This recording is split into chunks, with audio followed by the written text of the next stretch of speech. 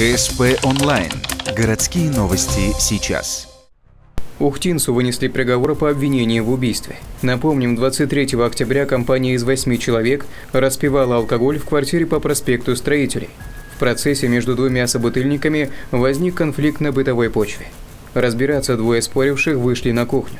Там один из подвыпивших мужчин ударил своего знакомого в область груди острым предметом, предположительно ножом.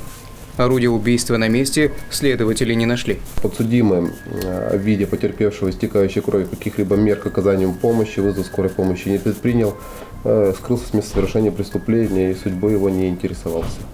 Повредил жизненно важный орган, это сердце, в результате чего наступила смерть потерпевшего. На момент совершения преступления ухтинец нигде не работал. За 10 дней до совершения преступления подсудимый освободился из мест не столь отдаленных.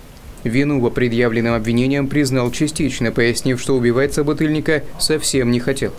Следующие 10 лет мужчина проведет в колонии строгого режима.